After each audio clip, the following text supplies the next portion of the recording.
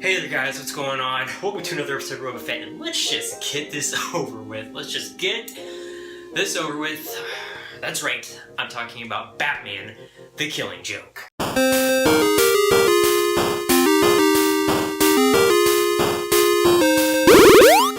So I just got through watching Batman, the Killing Joke, finally. And I just want to get this out. I just want to talk about this and then never, hopefully, talk about it again. I also want to remind you guys that this will contain spoilers, so if you haven't seen it yet, get ready! Or you can stay, whatever, but I warned you. So I'm going to give you the good, the bad, and the ugly. One thing that's really awesome about this is the art style. I love it. It's a good blend between the animated series and Alan Moore's original comic. It really reminds me of the animated series, which I love and grew up with. Of course, with Kevin Conroy, he's an awesome part of this. Of course, Mark Hamill. Them returning and reprising the voice cast of Batman and the Joker are just something I was so looking forward to. I really like the chemistry they have between Batman and the Joker, right? They have just this awesome chemistry that obviously they just use the source material here for the most part. So yeah, of course it's going to be good because The Killing Joke was an amazing comic book. I think that they do those parts really well, like when he thinks he's talking to the Joker and the things that he says to him. I've been wondering about you and me. Yeah, but he's basically like saying, like, you know, I'm wondering who's gonna kill who, what's gonna happen with that. I really love it. I really love the monologue there. Unfortunately, he's not really talking to the Joker. I really love the backstory of the Joker, and of course, like I said, all the good parts of this are really relying on the original story of The Killing Joke, and this is the same thing. I mean, but it has a fresh spin on it. I've never seen an animated version of why the Joker is who the Joker is, and for that reason, I really do like this part of the movie. It's very good, very well done, and it's actually really funny to hear the Joker with a normal voice, like the normal Mark Hamill voice. Like he sounds like Luke Skywalker. It's like Mark Joker. And I really like that. I do. And you know, the Joker's past is really messed up, you know? It just is. And I think that that's something that they really captured very well in this. I love the Batmobile in this. It looks just like it did in the animated series. It's just all that throwback to the animated series. I love it. I'm eating it up. And I love the end when Batman, you know, obviously we all love the end of The Killing Joke when Batman offers his hand to the Joker, and the Joker, like, you almost would expect the Joker to like slap it aside, give him a buzzer, try to stab him or something, but no, they kind of have this like adult moment that's really cool. And it's really what makes The Killing Joke so special is you see the relationship between Batman and the Joker, which is why it's such an important part of Batman's story. I really like the action in this. A lot of the action is really action-packed. I hate to say that, but it's true. And of course, this has an R rating, so they're able to do things and go places with this movie that they normally wouldn't be able to. And they really need to do that to try and get the essence out of the story. And yeah, that's what's gonna lead me to the bad. Now guys, I'm sure that there's a lot that's really good about this movie, but right now, those are the really good things that I could think on, focus on, and take with me when I walked out of the movie. And of course, the first thing I want to talk about is something that everybody's been harping on, and I know you guys are probably tired of hearing it, but the first 30 minutes are just sort of draggy, and it almost seem like they're unneeded. I mean, it's not completely unneeded to have a prologue to the story. It actually is needed. It's kind of like what Ron Howard did to The Grinch, right? If he just tried to make a Grinch movie based off of the Grinch book, he would, I mean, so he took that, he took the original source material and he made a big story out of it and then kind of tied in the book at the end. And this doesn't do that. It kind of just ties it up in the, you know, the first half hour, which is fine, normally. But the story that they put forth in the first 30 minutes, it's just, it's not the best. I'm gonna save a lot of this for the ugly portion of the video. But first of all, there is this scumbag thief named Paris. You know who I'm talking about.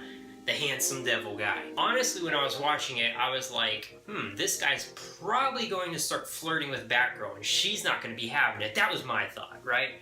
But no.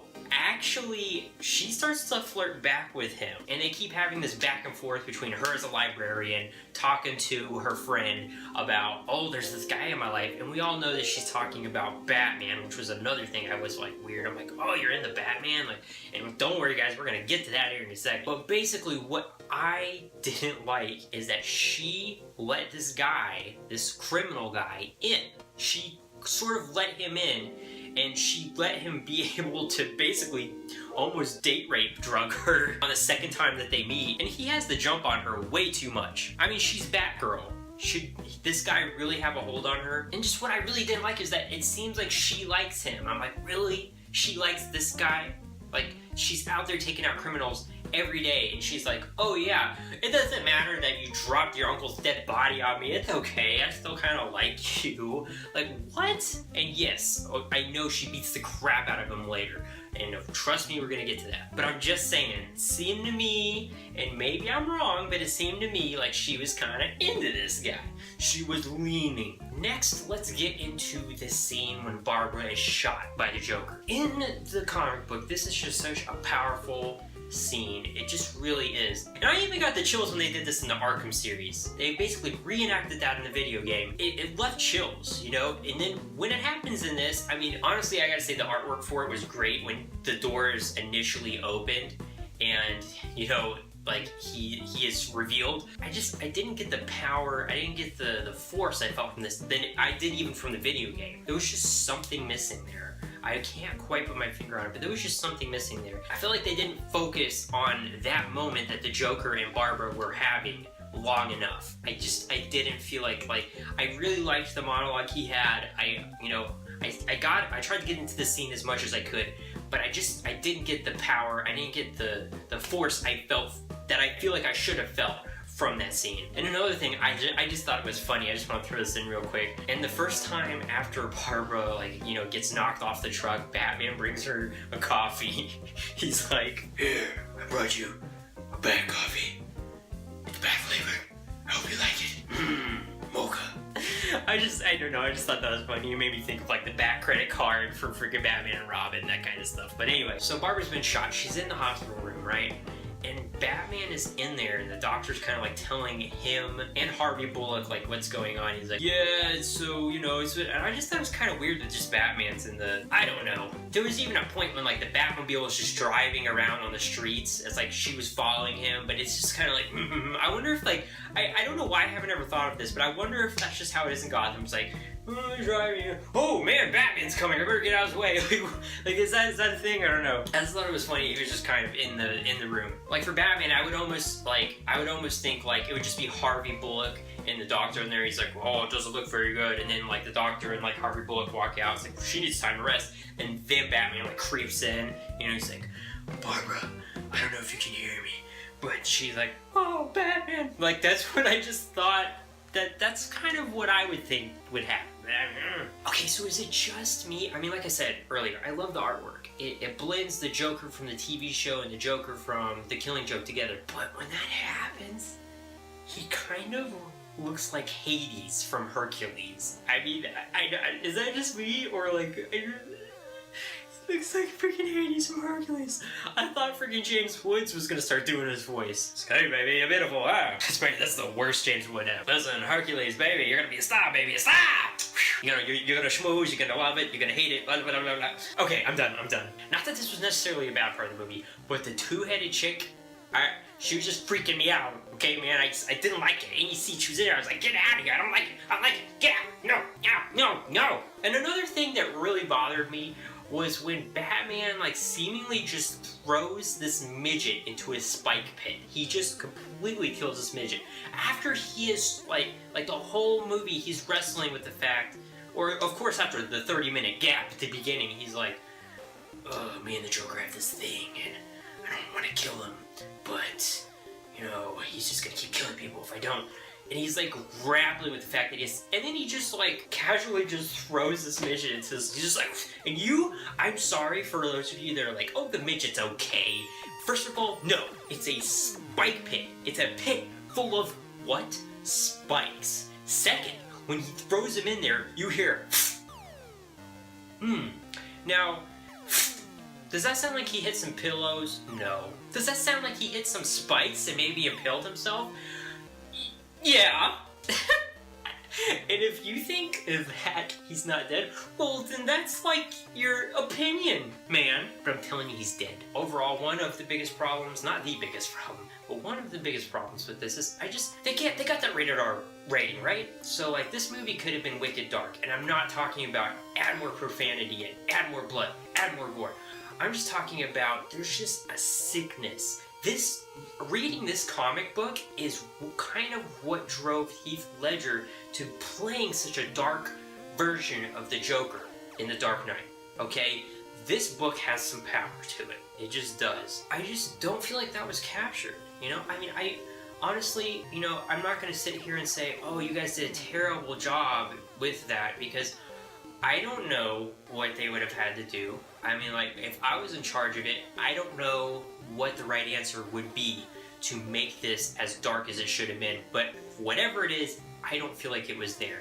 And yeah, I mean, I could talk about myself all I want, but I don't have a storyboard of directors and a whole bunch of awesome people to work with to kind of tie a whole story together. And, you know, just working with the source material. I mean, it's great source material. It just wasn't there for me, man. I mean, and I don't feel like they spent... I mean, like I said, you know, The Killing Joke, it's not really that long of a comic, so I understand all, like, you know, they had to try to find some ways to fill it, but I don't feel like they filled it enough. Like, they went to the place they could have gone. They had the R rating there. They had everything at their disposal. They had Mark Hamill. They had Kevin Conroy. They had the artistic look. I mean, I'm behind you 100% of the way. I'm a 90s kid through and through. I love it. I love what you guys are going for. But there was just something missing there. And if you guys know what that is, please leave it in the comment box below. Whatever you think it is missing. Or if it wasn't missing for you, I'd like to hear about that too. You know, maybe this fulfilled it for you, but just for me, it wasn't filled. That hole wasn't filled inside. Oh my God. And that's all I got for the bad. Now let's go to the ugly. And yes, you guys know where I'm going with this. The bad sex. Oh man. Hey, if you're a kid, turn off this video. I don't want you to have to hear about this stuff. And if you were a kid, what were you doing watching this movie? It's R-rated. Get out of here. So first and foremost, I just want to say, I feel like Batgirl could be such a great character, especially for promoting women and women's rights and that equality factor, right? I feel like that could have been established here. And I feel like what happened in this movie actually crapped all over that. Especially when they feel like they need to like have Batman actually say, the guy's objectifying you, you're being objectified. And the fact that she falls for the criminal guy and that she's falling for Batman. I didn't understand it. I mean, she has her own great, I mean, this is a brutal story towards her already. So, but she has her own great story already. And guys, before we go any further, I want to say that I already know, I'm aware that in Batman Beyond, it was hinted at that, actually it was more than hinted at, that Batman and Batgirl at some point had a relationship. So yes, I'm aware that this isn't the original place for it. But I have two questions to ask you. One, was that a good story arc? Is that a good story idea? If you think that is, fine.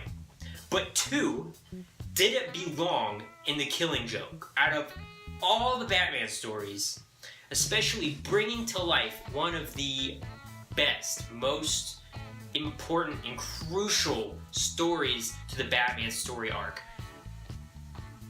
did it need to happen? Did it need to be in there? I don't think so. I don't think this was the time or the place. If you guys wanted to explore that, then whatever, but don't do it in this movie. And that's another thing. I feel like they just did this because they felt like it was time to do it. They're like, you know, Batman's already done it with Talia and Catwoman.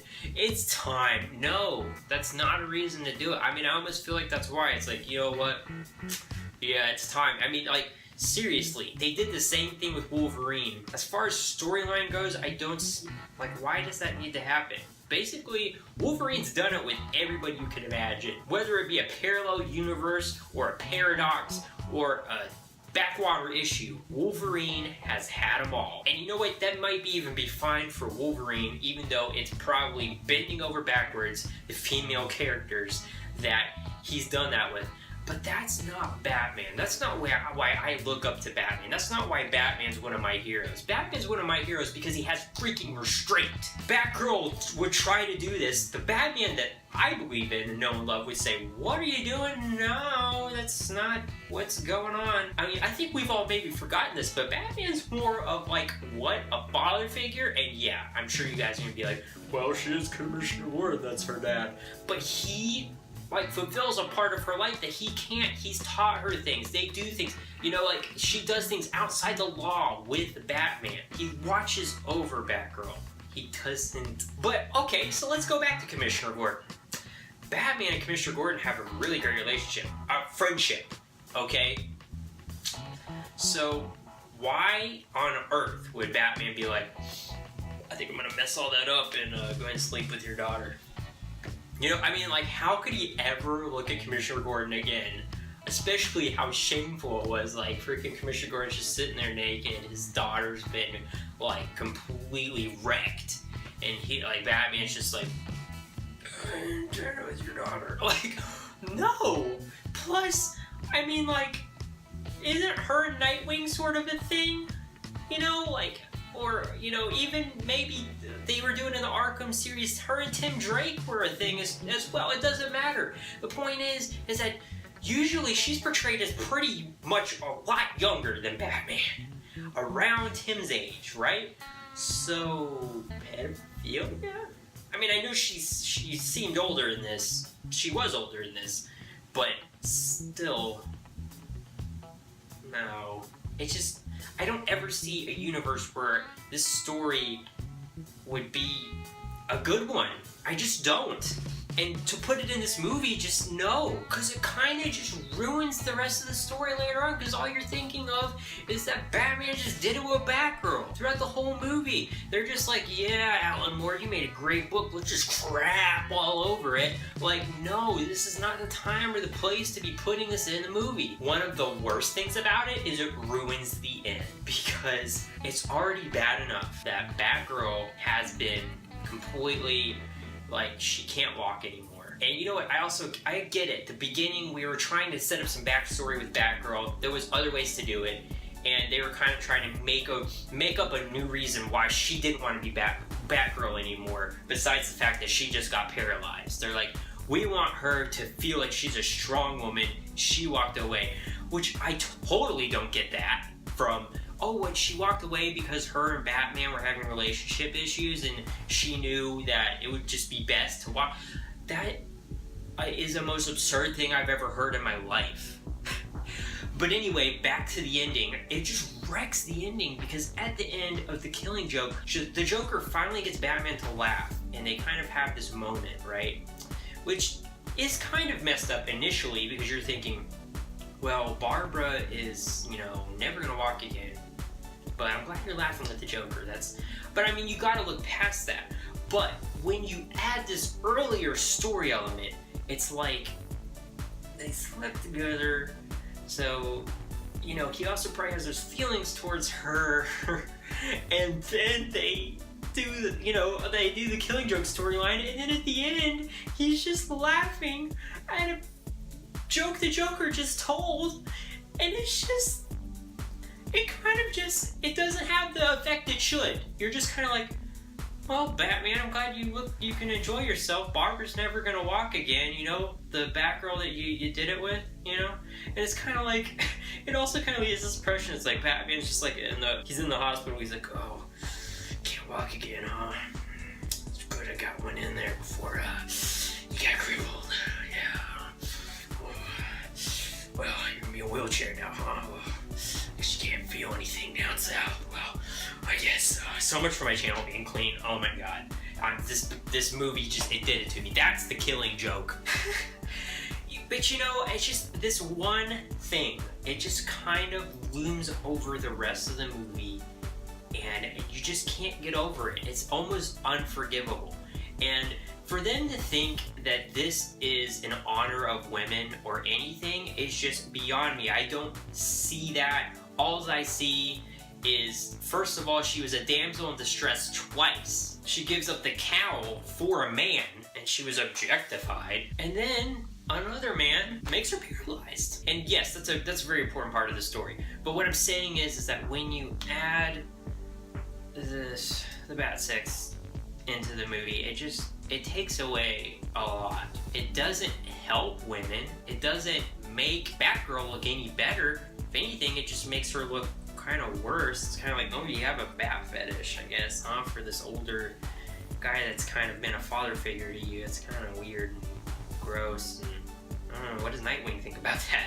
But anyway, guys, I have gone on enough about the bat sex. And you know what, that being said, I really did enjoy when at the end she is in the wheelchair and she pulls in and you see her for the first time as Oracle. I was like, that's cool. And you have the little Oracle symbol. I'm like, and you know what, I would have enjoyed it a lot more if they had just executed the first 30 minutes of the movie better. I'm not saying that the first 30 minutes shouldn't have happened. Yes, have a backstory for Batgirl. That way we can feel something for Batgirl. Give us an attachment to her. But what they did was it just was unforgivable, the story they told. First of all, having her have feelings for the criminal guy, and then having him completely wreck her twice, and then, you know, kind of wreck her relationship with Batman, and then, of course, you know what I'm talking about, the big elephant in the room. It was just, I don't know, I wish I could have sat in on the meeting, so I could have just been like, guys, no, what are you thinking? This is just not, you know, I mean, if you guys ever want to do this, would definitely not be the time. But anyway, guys, I want to know what you thought of Batman the Killing Joke down in the comment box below. So please leave me comments. I want to know what's going on with you guys. Were you upset with this movie? Did you actually like this movie? And if so, I want to know why. I want to hear, you know, I mean, I'm not saying I didn't like it. There was a lot of parts of the movie I liked. I really liked the Killing Joke aspects of the movie. I just feel like this kind of tore it down to me and kind of made it like maybe like a 4 out of 10 for me, just because it made the movie something that it shouldn't. There was just something there that should have never been there. And I want to hear what your overall rating of the movie was. What was it out of 10? As always, guys, if you liked the video, give me a thumbs up, hit that subscribe button. So thank you guys so much for watching. As always, keep those Punisher hats on, stay awesome, and I'll see you later.